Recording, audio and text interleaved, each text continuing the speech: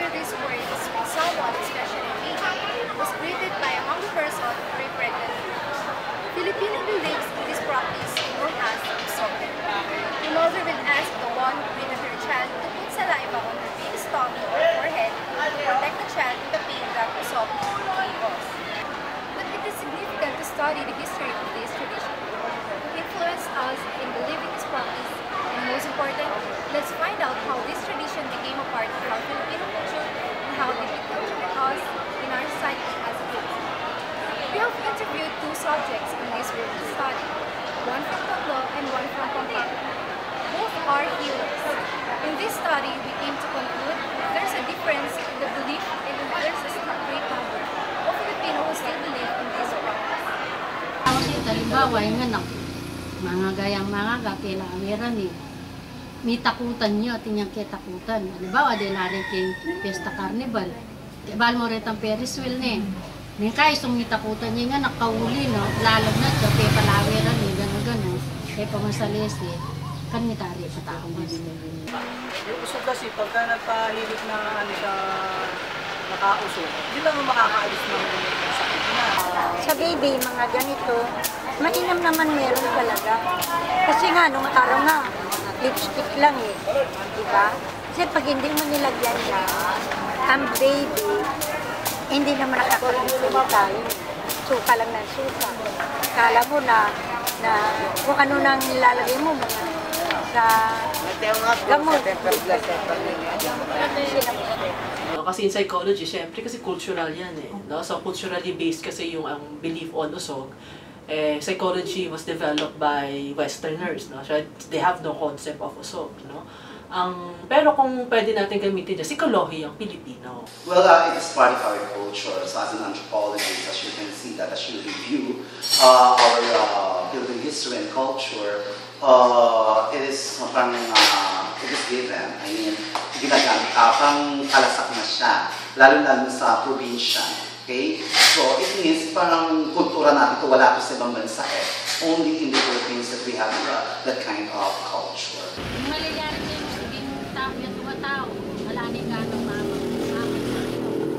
Naniniwala po kayo sa usog? Ay, oo, ako. Kandila yan, ba't mga din ka, danong? Well, it is part of our culture. So as an anthropologist, as you can see that as you review our Philippine history and culture, it is given. I mean, ginagamit pang kalasak na siya, lalo-lalo sa probinsya. Okay? So it means parang kultura natin ito, wala ito sa ibang bansa eh. Only in the Philippines that we have that kind of culture.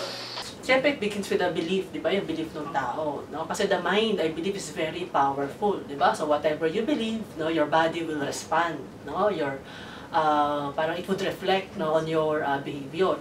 Ngayon, wala naman talagang practice on usog. Usog in itself is the condition, di ba? No? That parang causes some physiological disturbance na in the person. Diba kapag nausog ka, ito yung susuka ka na lang bigla with no apparent reason, no? O bigla ka na lang dudumi. No? Kunyari, nasa mall ka, and then nausog ka, no? Bigla kang dudumi, no? Nang hindi mo alam. Pagka masakit yung gabi, lalagnat sa gabi.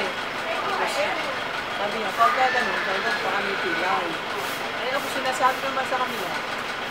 Hindi ko inaano na, baka mo, kung mawawala o hindi, sabi ko naman sa kanila. Dahil ba naniniwala sa ilog? Kung naniniwala kayo, hindi ko. Pero kung hindi, siyempre hindi. Try na. Ay, pag hinilot naman, awa naman ng Diyos. We're not entirely discrediting it. It is because I want to use it as my lucky charm. This is my lucky charm that brings luck on me.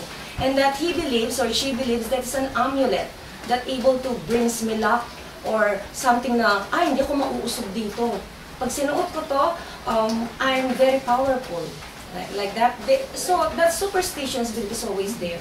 It's something like that. Maybe it generates from that aspect. Ngayon, wala naman talagang practice on usog. Usog in itself is the condition, di ba? No? That parang causes some physiological disturbance na in the person. For example, yung pag-alaala natin sa ating mga kaibigan o kapwa na ang point natin ay makipag-salamuha, makipag-bonding, but it turned out, or even eventually nag-lead into evil something. Kasi nga, pag nabating mo siya, ay, may usog yan. So definitely, yung mga sa'yo, negative parang notion or something like they became pessimistic. Kapag na, ay, may usog yan, ako baka magkakasakit tayo. Pero in reality, ang gusto niya naman talaga ay yung bonding or ma-approach yung paggalang itself nandoon, yung pagmamalasakit. The practice probably nung dealing with usog is paano ginagamot yun. Di ba? Lalawayan mo, ayan, no? Tawag siya, no? Tinatawas ba? I'm not sure kung I think may tawas na involved din. Ano, so yun yung, yung practice. And pagka pumunta ka sa isang lugar, you have to say, pero usog, kumento kayo kung may bata. Pero kung susuriin mo yun, you cannot find it actually on science. There is no such thing as usog. But then siguro it's because of basically socio. When you speak of socio, you're speaking of people, you're speaking of group of people, you're speaking of community. And so, by that, yung paniniwala ng mga kaninunuan natin, basically doon nangyari, that things doon nag-generate na nag-start.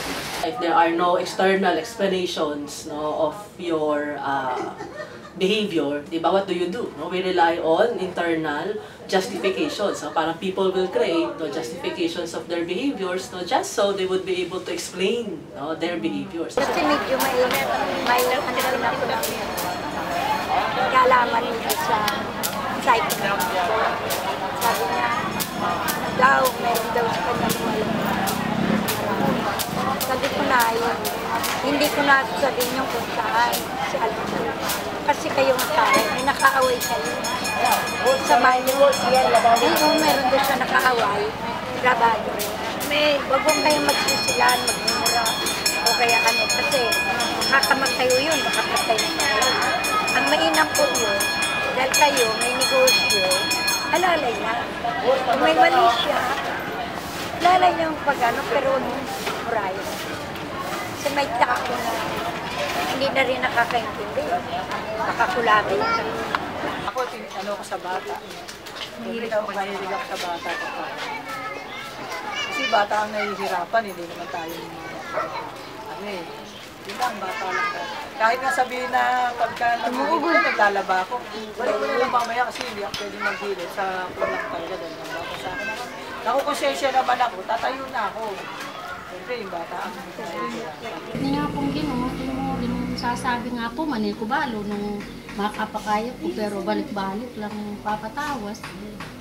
We have this social media. You just have to be very responsible regarding on what you click. So based on that, minsan kasi, meron kasing paniniwala na wala namang mawawala sa'yo or magpo-propagate pa. Kung science ka, iba yung mga supernatural phenomenon, iba yung mga supernatural forces sa, di ba, sa natural forces. No? So, syempre, again, traditional beliefs, no? People believe na, na meron yung mga, the existence of yung mga dwarfs, o mga duwende, no? Yung mga, kulam or usog, no? And then, they believe in those things kasi they needed something to explain their behaviors, no? They needed something to explain what's going on, no, with their lives. Halimbawa, kaaway. Nagtitirik ko sila ng Lagi pa po, nga nakampo ito sa Espiritu Santo. Amin po, takay sabihin may lagwitang tatawasan mo. Kaya ba't sabihin mo, pakayapaan niya ni Kiabako. Iyang akong gagawa, iyang manari. Mantito, po tayo kanita sabihin kay Lagyo, kaya ba't mag-upisa na ako sasalpan tayo. Putang mayari ito, putang kayari na nito, dili mo nito, dila, paninayan niya sa gusto. So, kasi pag usog ka, di ba, parang ina-approach mo. You are approaching a person. But sometimes, kapag if you are tired, if you are not in the proper mood, blah, blah, blah, hindi na nag-usog mo siya. It means parang yung spirit itself na nasasaling sa kanya. For being angry, for being something na kakaiba. So, natutunan mo doon sa kausap mo or doon sa naninig mo. Kung distress, kung meron bang dysfunction, no, doon sa daily living nila, how intense ba yung ano, yung, di ba, pag nakakita siya ng Encanto, ano yung interpretation niya, how intense ba yun, no? Mayroong disturbance, meaning hindi na siya makapag-function normally in life, o edi talagang ano siya, disturbance yun. Para ka na rin ano nun, sabi nga ni Jose Rizal, daig pa daw ng malansang isda, di ba? So, ibig sabihin, kinalakihan mo, wala namang mawawala sa'yo, di ba? No one can ever harm you. Nasa paniniwala mo yun, nasa sistema ng tao yun, or hindi naman lahat ng Pilipino, hindi lang lahat ng Kapampangan sa isang bahay, lahat sila naniniwala. Di ba? Dito. Tinawas namin. Nagtatawas din. Ang lumabas ng dilat at kaya alam namin na tao yun. Magkasawa may relation. Pwede, andun din yung possibility na baka ng impression management, no? Baka sinasabi lang niya yun, no? Kasi kini-interview siya, no? So, to appear, di ba? No? To appear na I'm powerful, no? I have the ability, no? So, pwede din yun. Sila daw ay parang ibang nararamdaman. May lumalabas sa katawan nila. Sabi ko, ano yun? Kailangan may gamit ka, mayroon kang kamontra. Binibigyan ko sila ng timing. Ang nakakalungkot kasi sa Pilipino, hindi lahat may kakayanan pumunta sa doktor eh. No? So kung hindi ka makapunta sa doktor, saan ka pwede pumunta? So pupunta ka talaga sa hilot, pupunta ka sa hilot sa Comadrona, ayan, pupunta ka sa Albalario. Kahinita, abayan danito. Ureta rin nga manunda ni kurang darin 20 yan. Ating tanaliwani klase, hindi ka. Kaya niya ako po. So kung medyo scientifically sophisticated ka, di ba ang tawag mo sa kanila, energies, ayan, forces, no? Di ba, na hindi mo nakikita. Pero kung hindi ka sophisticated in terms of science and language, and then eto yung alam mo, may culture, ang tawag mo sa kanila, Encanto, Encanto, di kaya duende, no? Pero it's very possible. Hindi lang siguro, parang science kasi is not touching on that. Hindi. It has touched on that area already, and then they discredit the existence nga of supernatural or paranormal forces.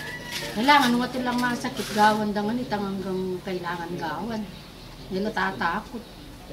Inuman-numan ken tawas eh, mga panasakitan. Mga di ka, wala na. Yan.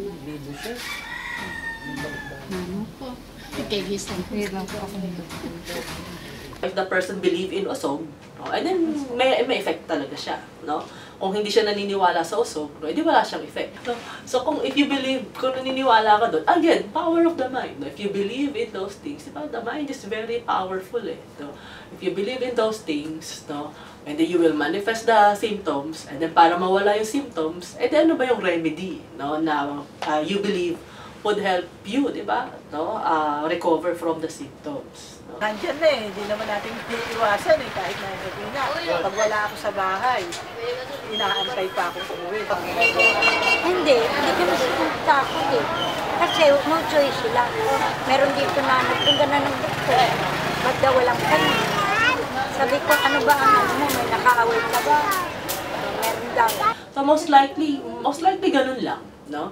Or pwede, andun din yung possibility na baka ng impression management, no? Baka sinasabi lang niya yun, no? Kasi kini-interview siya, no? So to appear, di ba? No? To appear na I'm powerful, no? I have the ability, no? So pwede din yun, no? Sabi nga sa socio-anthropology, may quote na naman ako sa cultural anthropology, sabi nga dun sa levels of culture. Culture is learned, and then culture is shared, right?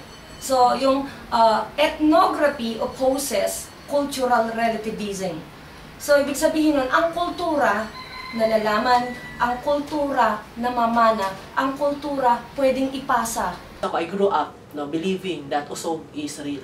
Kasi yan, ano ko yan, ganda rin sa kasi tulad namin, marami din mga ganyan sa bahay. Kasi pag yung bahay, plana, kagal, dinadala na. Wala nang kung halimbawa po mabibigyan po kayo ng isa pang pagkakataon, pipili nyo pa rin po ba na maging isang manghihilot? Oo. Yun lang ang paraan para makatulong sa kapwa natin. Kailangan. Mapapakaya. may sakit po ako, siya po yung nilalapitan namin. Imbes po na pumunta muna sa ospital, siya po muna ilalapitan namin. Napapagaling naman po naman. Ano naman kami, masaya naman kami sa ginagawa niya. Nakakatulong din siya, hindi siya yung nagpapalit, na hindi siya nagpapabayad. Kasi yung ibang manghihilot na di ba may bayad, kasi sa kanya kung minsan nga kahit sabihin ng merienda, ayaw pa rin niyang kunin. Kasi talagang tulong niya na sa bata kasi.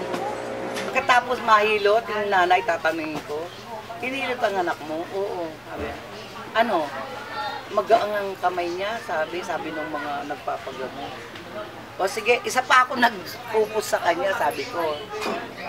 Sige anak, pagka halimbawa nilagnat uli, sa doktor mo na kasi baka may pulmonya yung bata, o kaya natuyo yung sipon.